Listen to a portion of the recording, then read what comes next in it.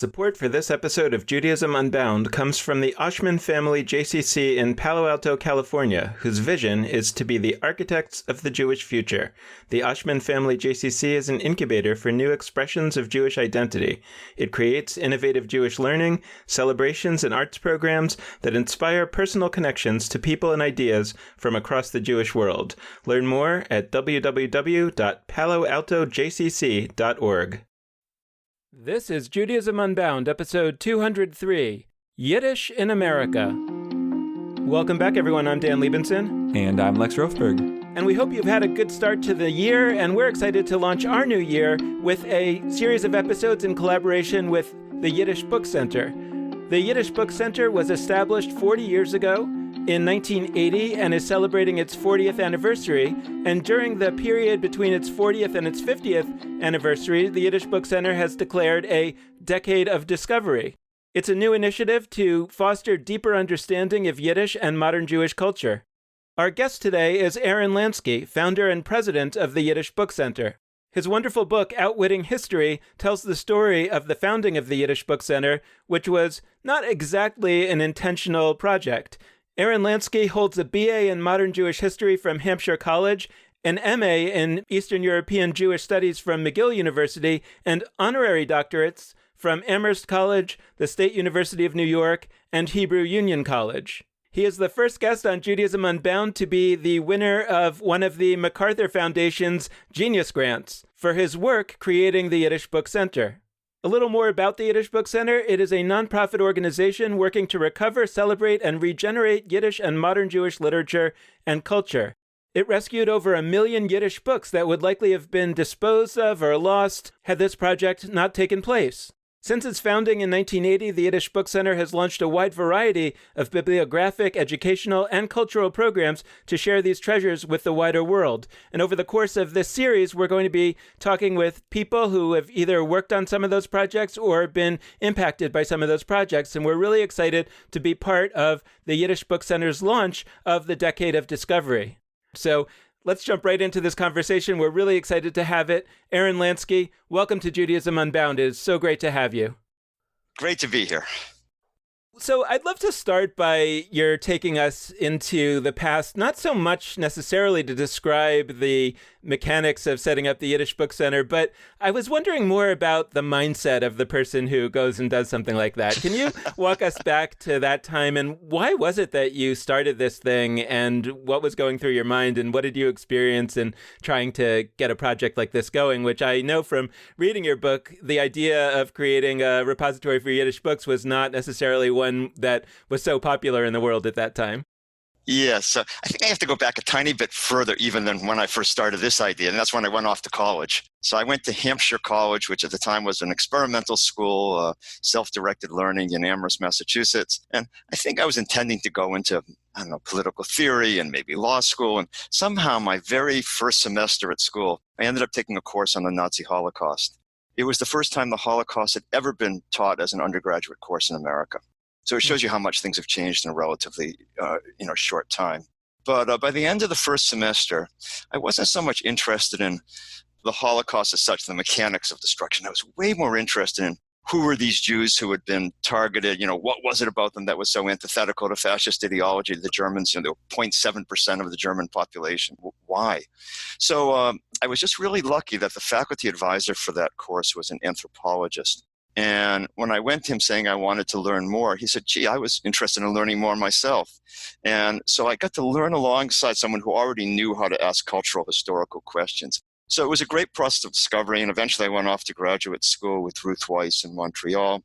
And, it's really fun to read Yiddish books all day long and talk about them. And I love the whole thing, except for this one rather basic problem, which was that there were no books to read. Everything was basically out of print. And in Montreal, with a very large and still thriving Yiddish-speaking population at the time, I used to go around to the old Jewish neighborhoods, and I would knock on doors and say, Seid mir moichel, excuse me, I need to borrow a book for my class. And people were like wonderfully forthcoming, and they'd bring me in and they pour you the glass of hot tea and sit down with me. And then when I brought the book back, I'd have to give them a review of it.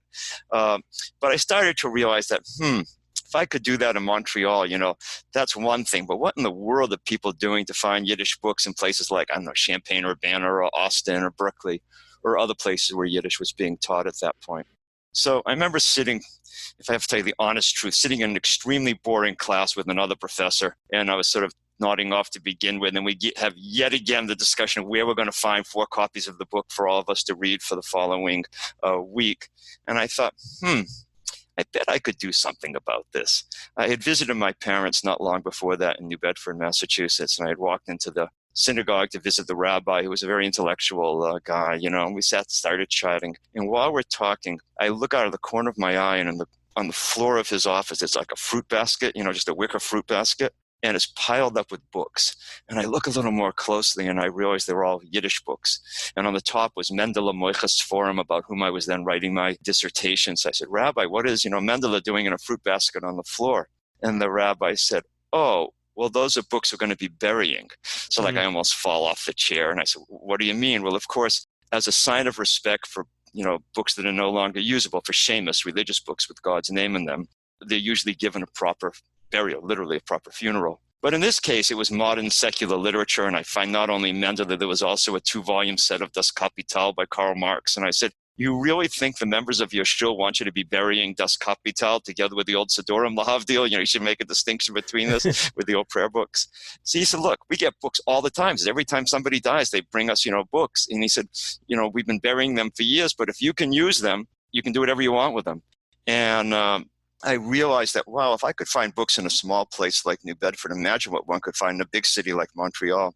So I started putting up notices on telephone poles and on, the laundromat in the Jewish neighborhoods and stuff, saying, I'm a young graduate student. I'm looking for Yiddish books. If you have them, give me a call. And before I knew it, I'm racing around the city on my bicycle. And then I bought a moped from one of my students, and I'm zipping around in that till it got too cold. And the piles of books in my apartment are getting higher and higher and higher. And then along the way, my parents called from New Bedford, and they said, I think you have to come home because the rabbi's given us so many books, we're afraid the second story of the house is going to collapse. Like, really, it was like this deluge, just there in the small city. So At that point, I figured, sitting in this very overheated room, this classroom, I thought, I think I can handle this. I had worked at a Boy Scout camp on Cape Cod for 6 years. I knew how to drive a truck. So I went to Ruth Weiss, and we talked about it, and I told her what I wanted to do. And I said I thought it would take maybe, I wasn't really sure, actually, how many books were out there. So she suggested I go talk to people. So I came down to New York to a place called the YIVO Institute, or the Yiddish Scientific Institute in New York City. They convened a meeting for me with different scholars. And somehow their best guess was that there was about 70,000 Yiddish books still extant and recoverable. That number was so wildly wrong that one can only marvel at where they got it from. But I think it reflected the pessimism that informed their world at that point. They thought, they were at the end of the line and nobody was ever going to be interested in any of this again. And they were the keepers of this extraordinary literature. But in fact, I started the book center in 6 months' time. We had already collected 70,000 books, and now we've gone to collect something like 1.5 million volumes. So Jews were far more avid readers than anybody ever could have imagined. I guess technically I'm still on leave from graduate school, but it's been a great adventure all the way through, and it's 40 years now. Before you went to college or before you went to grad school, were you a kind of person who went around, like you had a very successful paper route or something like that? I mean, you mentioned that you already knew how to drive a truck, so you had certain skills. I'm wondering if there was something about your past that made it likely that you would do something like this as opposed to just become a professor? I think I thought I wanted to become a professor, but in retrospect, I'm so glad I didn't. It was unimaginable, I dropped out of high school a year early. At that point, you couldn't graduate early because you had to have like a 4th-year English class and some scientific classes and stuff. That was the state law, so they kept people in. And so I ended up taking those courses at the local university at night. And then I confronted the high school with my university credits. So, well, I got it all now. You got to let me out. Well, they were not going to do that and ended up becoming a big celebrity issue in the city. And I read on the front page of the newspaper the next day they had agreed to let me, graduate.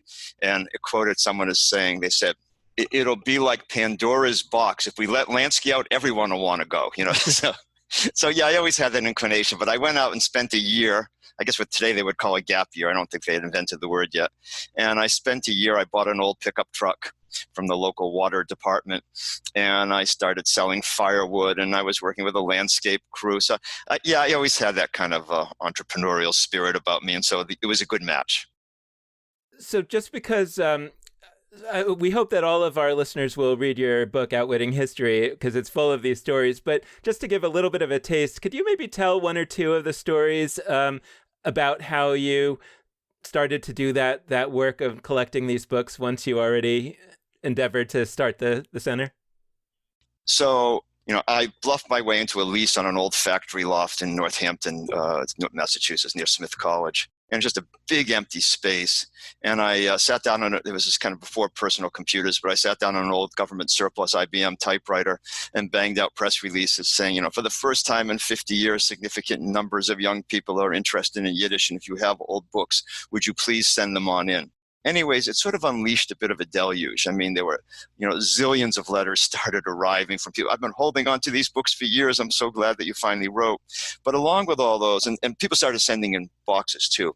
It got so out of hand, in fact, that the local post office was utterly overwhelmed, and I had to call our congressman to get him to intervene to get them a bigger truck to deal with all of this. I mean, this is quite industrial in scale, all of what was happening there. And I had a lot of friends, and we would come by and we'd haul the boxes out of the truck every day. So the books came in, but along with all that came letters from older Jews who would say, I've got loads of books to give you, but I'm too old, or I'm too infirm, or there are just too many. You have to come and get them. So by the summer of 1980, I found myself on the road. So I'd gotten a postcard from a man named Mr. Temmelman, and it was handwritten in Yiddish, of course. And he writes, and he says he's got, many, many books to give me. And he said, but, could I please come in and get them?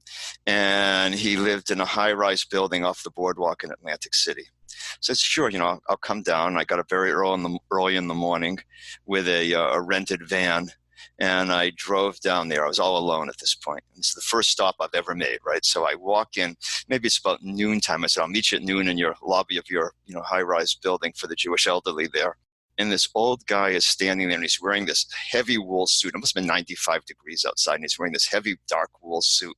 And I said, Mr. Temmelman, I hope you haven't been waiting long. He says, actually, I've been here since 7 o'clock this morning. I should miss you. So already we see how important this is in his life, right? And he takes me up to his apartment, which is really tiny. And his wife had died a few years before. He had had to give up the house. He had moved into this little apartment. And it is piled everywhere with Yiddish books. Mm. And he sits me down at the table, and he said, well, before I hand you any books, I have to find out about you first to make sure I'm worthy of, taking the books. And he speaks to me in Yiddish, and he serves me also the obligatory glass of tea, and he questions me about everything. And then he tries to make a shidduch with a granddaughter, or a match with a great granddaughter. And finally, after all that, he starts handing me the books. And I thought, all right, this is like the FedEx guy. You grab the books, you run out to the next stop. And he says, oh, no, I have to tell you about every one of these books. Maybe 500-600 books he's giving me. Every one. This book, he says, my wife and I bought this in 1927. We went without lunch for a week. We should be able to afford it. And this book, have you read this book? Sit down right now, read this book. This goes on and on. It's like this ritual, of cultural transmission playing out there. And I said, well, thank you so much. And I'm ready to drive off. And he says, oh, no, he says, you don't understand. He said, everyone else in the building also has books for you. Mm. And I said, everyone else in the building has books for me. He said, I told them all you were coming. He takes me from the top of the building all the way down. It must have been 12, 14 stories, something like that. And he rings every doorbell, and he says, Der junge Mann darf haben Bücher. Junge Mann became my generic name in the Yiddish world. It means young man, right? The junge Mann has to have books. And people bring me in, and they open up those Entenmann cakes, come out of the boxes, and the Luxenkiglach come out of the oven, the noodle puddings come out of the oven, and everybody has to sit me down, and everybody has to tell me their own stories and hand me their own books. By the end of that day, it must have been 5 in the afternoon, 6 o'clock. The truck was so laden with books, it's really flattened out the springs. And after that, I always made a point of traveling with at least 2 other people. The way we worked it out, we used to have 2 would do the schlepping, and one was the designated eater who would sit with the people and, kind of distract them while we were hauling the books out, because otherwise it would have taken way, way, way too long. Why was this so important? I'm asking that from 2 levels. So on the one hand, I'm curious what you, as the younger man, I'm curious what you thought then. What purposes did you think at the time were fulfilling in doing this? Did you have a sense that this was kind of a grand, really momentous kind of thing that, you'd write a book about eventually?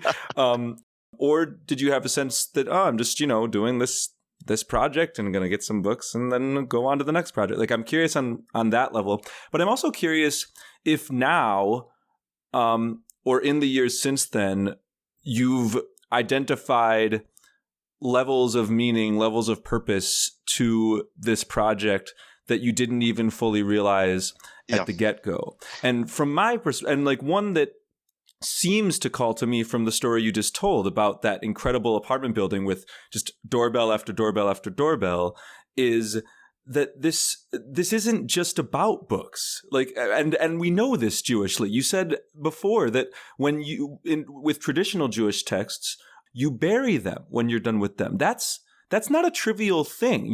It is like a funeral. You give these things an honor that is comparable to people.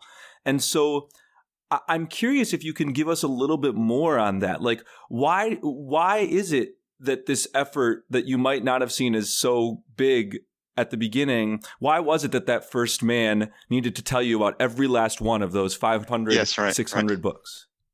When you were growing up, did you ever have the experience that when you dropped a book on the floor, you're supposed to pick it up and kiss it? Or was that Absolutely. part of your reality? Absolutely. It was, right? Yeah. So, I guess traditionally that must have applied to religious books.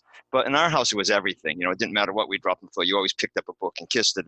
That's not universal. That's a Jewish thing, and the reason for it, of course, was that, as Jews used to say, books were their portable homeland, right? Books were the repository of national identity in every sense. So the reverence for books, the awe in which we held books was always deeply embedded within the culture. Eventually, though, when I went to graduate school, I began to understand that in many ways, literature was even more effective at opening up a civilization, and conveying the complexity of that world in a way in which Jews had lived for a very, very, very long time, up through the modern period. When I started the book center, though, the first thing I did, I needed money to do this. And I literally borrowed a suit from a friend of mine, and I went from Montreal down to New York, and I started meeting with executives at all these major Jewish organizations. So keep in mind, this is 40 years ago, right? And so these guys would sit at these, enormous desks, and they would lean back in the chair, and they were always men, and they were always older, and they were usually pretty condescending to me, and they thought I was nuts, They would say, we'll give you a scholarship right now to go study in Israel, but we're certainly not going to pay to save books in Yiddish of all things. Don't you know that this is the part of Jewish culture we've tried so hard to forget? Because Yiddish was unwashed. It was everything about Jews that was different and marginal. And these were exactly the things that Jews, at that point in America, were trying to kind of sweep underneath the rug. And so they weren't thrilled with me, altogether. But I remember their challenge. And one guy said to me, well, even if you could, somehow collect all of these books as you think you can, who in the world would ever read them? And really the only answer I could give was that the books had enormous intrinsic value as a window on a really important chapter of Jewish history. 80% of the world's Jews had spoken Yiddish as their first language for roughly 1,000 years. Yiddish had been spoken by more Jews in more places for a longer period of time than any other Jewish language in history, including Hebrew. It was significant, the outpouring that had taken place in Yiddish. And so I understood what was there. I had read enough of these books to understand how important they really were. But it was all kind of a future promise, The day will come when people will be interested in these, but I couldn't prove it, of course. And I could only suppose that was the case. And I knew that we had to act now or else the books were going to be lost forever.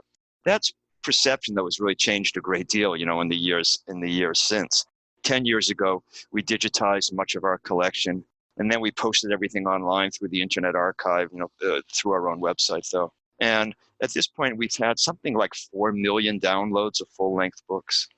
I mean, that's mind-boggling. If it had been 400,000, if it had been 40,000, 1% of that, I'd still be astonished by the extent of response and the extent of the number of people reading it. But I think the world had to change a bit before that could happen. I'm thinking in two directions. One has to do with translation, and one has to do with the why of it all. because I'm thinking about the two great immigrant Jewish populations of our time, right, which are basically in Israel and the U.S., right? These are two huge populations that largely came from somewhere else in the relatively recent time. And I feel like both are built on a somewhat shaky cultural foundation, because in Israel, there was a rejection of the religion as opposed to a secularization of the religion. And so all of the Jewish culture that was held in, let's say, the user interface of religion was mostly just dispensed with, and therefore didn't become a grounding culture on which the culture of Israel was built. And here in America, it feels like, for various reasons, Yiddish, the culture of the Jews of Eastern Europe in particular, that manifested in Yiddish, was also kind of set aside as, that was what we did back then and we want to forget it in some way, and that was what we're a little embarrassed about it. So the process of, let's say, at least kind of preserving that Yiddish culture, that those works, those books, is a step. But then I wonder, what do we do given that realistically most Jews are never going to learn Yiddish and are going to really be able to get that primarily? And so I wonder how you think about, or what the goals might be in terms of really making all of that heritage accessible to the Jews of America going into the future. Yeah, good. I'm going to start out by saying that everything in Jewish life today is a reinvention of some sort or another. It is the great strength of Jewish culture over thousands of years that we are geniuses of adaptation. We always interact with the outside world, but our core text, our core knowledge is strong enough that not only can we interact with the outside world, but we can borrow from the outside world, infuse outside elements into a Jewish frame of reference. That's a little bit abstract, so I'll explain. So if you look at it linguistically, Yiddish is a fusion language, right? It has a core of maybe 10%, 12% of Hebrew and Aramaic words. And then we have Germanic vocabulary, and we have Slavic vocabulary, Romance words. It's all mixed into a single language. People always do this, and they tell you the percentages of each one, but it always adds up to more than 100%. So I'm not even going to try to do that. But what we ended up by borrowing from everybody, we created something that in and of itself is profoundly Jewish. By borrowing, you're constantly refreshing and renewing. Trouble was, about 250 years ago in the Haskalah, when Enlightenment kind of made its way into Eastern Europe, at that point, Jews have to do it all at once. They have to kind of, how do we enter the modern world, and what do we take from our tradition, and how do we reinvent it? So everything is reinvention right now. If you look at Israel, was predicated upon the idea of negation of the galut. That's a negation of the diaspora. Most of the founders of Israel in the early days, most of the early Zionists were Yiddish speakers, natively Yiddish speakers, of course. Hebrew hadn't been spoken for a few thousand years. But they, first of all, not only rejected Yiddish, they also changed the pronunciation of Hebrew so it wouldn't sound so much like Yiddish. And so that was a conscious decision. In America, it was a somewhat different deal, because in America, the Constitution protected religious freedom, but there was very, very little tolerance for cultural and linguistic differences back then. So I think what Jews did here is we sort of reinvented ourselves in some ways in Christian terms, and I want to be careful here, not in Christian content, but in Christian terms, in the sense of a religion divorced from culture. In other words, we took what had been this vast, multifaceted, dialectical civilization, and we reduced the whole thing to religion alone, and everything else was swept under the rug, is the best way to say it, because it wasn't completely discarded. It was sort of more hidden, and the religious world itself was a reinvention. Hasidism was a revivalist movement in the mid-18th century, modeled after Ukrainian revivalist movements of that time. And so it just shows that it's all reinvention is the point that I'm trying to make. This isn't a bad thing. This is actually a good thing that we're constantly reinventing and changing and adapting. So I think what's happening right now is it's nothing new under the sun, in the sense that there's much new under the sun in terms of all the various permutations and reinterpretations and reinventions and new literature that emerges. But the process of reimagining, the process of reinventing, that's been going on almost forever. And in the modern world, it's really all we've done. So I love this reinvention thread, and it, in many ways, one of our founding theses of the podcast is that we're in this process of reinvention. And one of our early episodes featured Vanessa Oakes, and I'm going to encourage listeners to listen to that episode too, who wrote a book called Inventing Jewish Ritual. That was one of our first episodes where we talked about some of this. But on that reinvention thread, I think that when people talk about Yiddish, you described the dynamics 40 years ago and how those executives in New York organizational buildings were so condescending to you. I think that maybe we've gotten better on that to some extent, but I think there still is that sense in many people. And so I wanted to go there. I wanted to talk about that because I think on that reinvention front, part of what makes people so about Yiddish, to use a Yiddishism, part of what makes people sort of dismiss Yiddish is that for whatever reason, and I'm going to use we because I include myself in this, we have been taught, or we've taught ourselves, or we've socialized ourselves to think of Yiddish as something of the past, that is not of the present and the future. And for some reason, we seem to think it couldn't even really be. And I don't know why we think that. And so I guess I'm curious because when you talk about your origin story, I do hear a sense of like preservation, recovery, like sort of saving a cultural corpus. And when I Google you, I mean, there's a lot of great articles that like, you saved Yiddish culture, which is a cool linguistic way to put it. You saved, but at the same time, I actually want to resist the idea that this is only a saving or a recovering. Because to me, when you talk about something in those terms, it implies that it's like a museum. Like we're preserving a bunch of stuff and putting it on the wall, as opposed to this is a living set of ideas that we can ourselves in 2019 and 2119 continue to play with. So I guess I'd love to hear if that resonates, if that feels accurate for you, and B, like if you're thinking about that sort of recovery versus renewal has shifted in the decades that you've been doing this work. Even museums aren't like museums anymore, right? Everything's changing very fast, and I think everywhere Totally. People have come to realize that we need a past because you need foundations. You can't. I'd say the one thing I would say very, very, very strongly is it's not possible to generate new Jewish creativity ex nihilo. You can't do it out of nothingness. It has to come out of knowledge of what came before. Nobody could, learn the English language, not read a single English book and start writing great English literature. We are heir to all that's come before us. That's true of all cultures. But you're very perceptive in your question because the enterprise that we, at the Yiddish Book Center, it's always been rather pragmatic. We were saving books before it was too late, and we're going to worry about what to do with them later. There was really an urgency. It was kind of an emergency. But I think there was an awareness, at least from me, right from the very beginning, that this was never an antiquarian endeavor, and it certainly didn't have an ounce of nostalgia to it either. This was a very important part of the Jewish intellectual inheritance, and we needed to literally, physically rescue it at the last minute because Jews had discarded it. We can talk about why in a second, but Jews had discarded it. Then we would find a way to do something with it. Most of what we're about now is excavation of what we found and figuring out what it is, explication of explaining it, celebration of a culture. As I say, the goal was never to live in the past. I mean, nobody wants to go back to the shtetl and walk around in mud up to your knees and live in an obscurantist, society. Nobody, I think, wants to go back to that. We live where we live. I mean, we live in the world in which we live. And I think the trick is to find every tool, every book at our disposal so we can figure out who we are and then figure out where we go from here. You mentioned you wanted to go back to this question of why people felt the need to discard it. I'd love to follow up on that and hear what you have to say about that.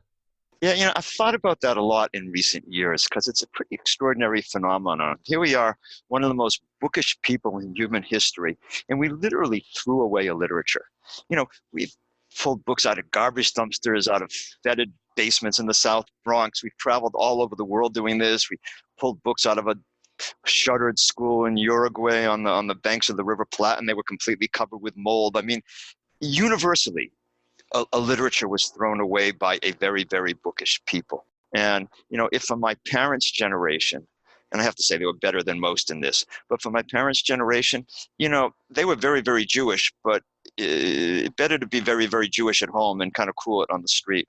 I remember years ago, one of our members down in Baltimore took this old type he had, and he printed up bumper stickers for us, completely unsolicited. It said, Ratavit de Bicha, save the books, and it was entirely in Yiddish, and then it said Yiddish Book Center in English. And he sent us like 5,000 of these. So, of course, we immediately sent them out to all of our members. And so that year I came home for Pesach, and I pull up into my parents' yard, and I see both their cars are outside, and neither one's got a bumper sticker on it. So I go and I said, hey, how come you didn't put on the bumper sticker? And my parents very sheepishly look at one another. And finally, my mother said, "We were afraid." I said, "What do you mean you were afraid? What were you afraid of?" "It's better not to advertise how Jewish, that we're Jewish, better not to let people know this isn't safe to do this." Well, they came out of a very different generation, and I understand that we are living in a time when some of that is resurgent yet again. But the truth of the matter is, when I told that story to my kids, we have two daughters, 26 and 28. When I told them that story, they were aghast. What were they afraid of? So I think the moment is much more auspicious. And I know, once again, it's a funny time to be saying this given what's going on in Washington. But the truth of the matter is, we're living in a country that's very soon going to be a minority-majority country. There's much more opportunity now to embrace cultural differences, to celebrate cultural differences, almost more like in Canada, where they define themselves as a mosaic rather than a melting pot. So I think now, for us to be assertive, to put the bumper sticker on the car, as it were, if not now, when, right? Like we have a chance to do this right now. The moment is completely right for us. And I think that's what explains the enormous transformation in our work. When we started out, we were literally a handful of scruffy, young people in their 20s, and torn jeans and old T-shirts and a lot of hair and, running around collecting these books. And nowadays, there are literally, hundreds and hundreds of people at the book center. We have fellows there all the time. We have these preternaturally brilliant people, high school students, college students, grad students, adults who come to us to learn. I think we're kind of making up for lost time right now. We did a decent enough job of conveying Jewish religion, but we've really forgot the rest of the story. So if you see this as kind of the flip side of the story, the cultural side and the historical side, it's definitely time to reclaim it. So how does that get conveyed? I mean, I guess I want to come back to this question of translation, because I've been actually working part-time as a translator for a particular Israeli author that I think is writing important stories. And my motivation is that otherwise these stories won't be available realistically to the people who I'm trying to have them available to. Right. And I understand that the only way that that's really going to happen is if I and others translate this literature, which isn't going to be translated on its own because it may not have a sufficient market to pay for it. So I'm wondering, not only, actual translation from Yiddish to English is part of it, but I think that there are potentially all kinds of other mechanisms through which a literature and a culture that was expressed in a particular language can be made real and valuable for people who are not functioning in that language, but may well find that culture to be very important. And how do we do that? How has it been happening, and how has it not yet been happening that you can imagine it should be happening? It's really interesting. When Shalom Aleichem, the great Yiddish writer, died in 1916, he had come to New York a few years earlier, and he left an extraordinary ethical will. And what he asked them, he said he wanted them to gather every year to remember him. And he said, what I would like them to do is every year on my Yortzeit, on the anniversary of my death, I would like them to come together to recite Kaddish, the traditional Jewish prayer of remembrance for him. He said, but they're probably not going to know enough to recite Kaddish, which is an Aramaic prayer, he said. So if they can't do that, then it's enough if they just get together every year and they read one of my stories aloud, hopefully one of the happiest stories. But then he said, but who knows where they're going to be living by then? And they're probably not going to know Yiddish either by that point. He said, so it's enough if they find one of my stories and they read it in translation, and that will be enough. So that was 1916. He was already aware of the issue. He spoke Russian, not Yiddish, with his own kids for the most part. So I think nowadays, translation is imperative. Doesn't mean we don't want people to learn Yiddish, as you point out. There's so much inherent within the language. The medium is the message to a certain degree, but not solely. There's still a great deal more to it. There are 40,000 titles in Yiddish literature. You want to guess what percentage have been translated? I'm going to guess 5. 5. Lex? I was going to guess 5 to 10. That would be really nice, but it's actually closer to 2, just under 2%. And that's just of books, of the 40,000 titles, book titles. And then there were 3,000 separate Yiddish magazines, journals, different newspapers that were published. So it gives you a sense of what we're up against here. It is a Herculean task to just dig into all this. And we can't assume that the best stuff was translated and everything else wasn't important. I think it was 1851 that Melville published Moby Dick. When that book came out, Melville was already famous at that point. He had written several very popular books. But when Moby Dick came out in 1851, it was considered unreadable. It never sold, and it was just completely forgotten. It wasn't until the 1920s that a college professor reread it and said, "Oh my God, this is the great American novel." And in the case of Yiddish literature, I think that's often true for a great many reasons.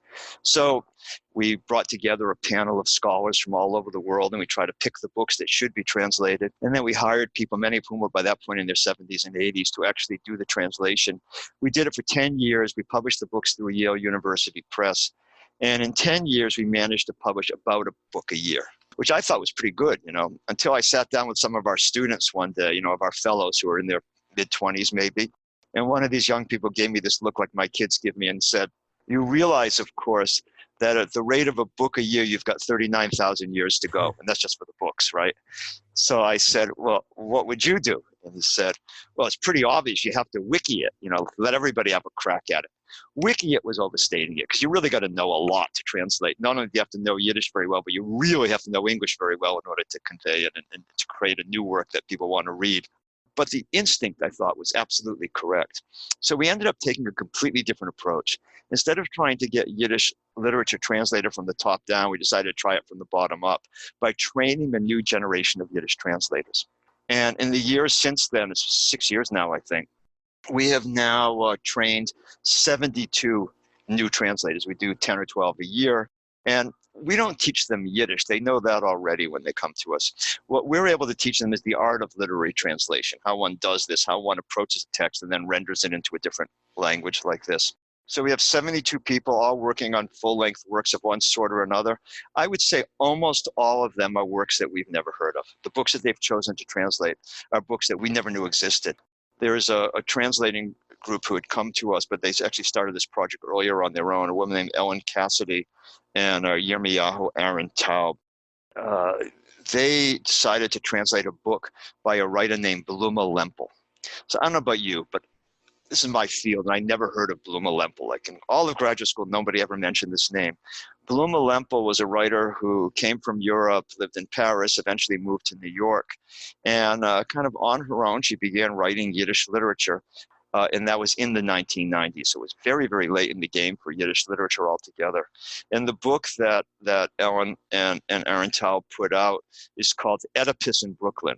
And that was the title of one of the stories. And if you think that sounds like, not your grandparents' Yiddish, Oedipus in Brooklyn, a story about incest, all I can tell you is that's by no means the most shocking story in the book. There are stories about abortion, about Zen Buddhism. I mean, it is one hip book, and one book like way, way, way ahead of its time. And it had just lain there.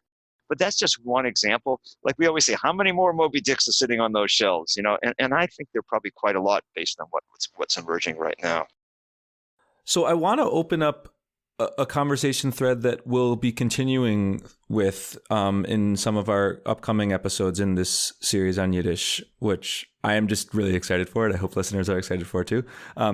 But I want to talk about so this revitalization you're talking about. So there's hundreds of people that are going to your Yiddish Book Center in Western Massachusetts, and I'm thrilled to hear that. I want to think about sort of what could be contributing to that. And for me, part of it is precisely the developments in Washington that you alluded to. Part of it is specifically the fact that some of the fears that I think you rightly describe as not manifesting as much for millennials as certainly my grandparents. But I think that some of it is that those fears are coming back. And it seems to me that like Yiddish is this amazing toolbox where Yiddish, it's a language that was a minority language. Like Yiddish is always riffing off of a dominant language of that country. So whether it's German, right. Et cetera. And so I guess to me, in a context where specifically we're sort of more aware or re-embracing or whatever verbs our minority status as Jews, as I think a lot of millennials are, and actually like loving that. We are excited about what it means specifically to be minorities and what we can bring to the human experience. Like I think that fact makes Yiddish so exciting in a way that, first off, English isn't, because English was the language of dominant cultures, is the is the predominant language in our country of America. And Hebrew, likewise today, although this has not always been the case, Hebrew is also a language that operates mostly as a dominant language in Israel. And also in the prayer book forms, etc. But so I guess I'm curious, can you open up for us why Yiddish's revitalization might be happening in conjunction with the political dynamics of our country right now?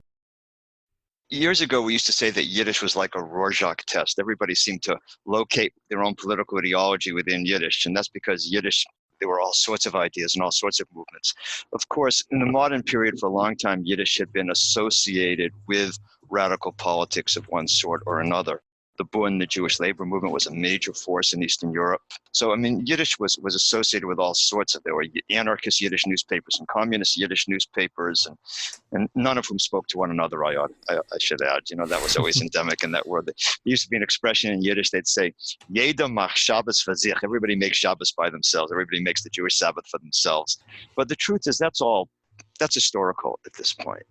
You know, nowadays, why is it not just that so many younger people are coming to the book center, to many, many other different Jewish organizations, you know, looking for a stronger connection to the past, looking for a deeper understanding of their own history and culture. Not just why there are so many, but why it's a lot of time the best and the brightest are asking these questions. I mean, the people who, forgive the phrase, but the people who come to us, they're extraordinary. I mean, they're brilliant. They're incredibly well educated. And I agree with you. I think that there's no question that the political moment has heightened that curiosity and that interest. We always used to ask students who would come to our Yiddish courses, you know, why are they there? In the very early days, so this goes back maybe to 1980, 81, 82, you would get kind of nostalgic answers. My grandmother, my bubby spoke Yiddish, my Zadie spoke Yiddish, and I want to learn something about it. Then for many years, it was much more of an academic motivation. People would say, well, I'm writing my dissertation in Jewish history or in ethnography or in linguistics or in literary studies, and I need Yiddish in order to handle primary sources. And there's still a certain amount of that today. I mean, there had been this historiographical shift, a shift in the way people understood history and wrote history altogether that necessitated the use of Yiddish sources, since something like 80% of the world's Jews have been living their lives in that language. I think now it's that Jews understand they live in a world that's become increasingly perilous in all sorts of ways. And it's not just the rise of anti-Semitism, that all of this necessitates that we come to, we need to protect civilization itself, you know, more actively. And in doing that, Yiddish holds wonderful lessons, because after all, Jews lived on the outside for thousands of years. We're really experienced at it. Our language, you know, if the medium is the message, that medium is filled with that outsider sensibility.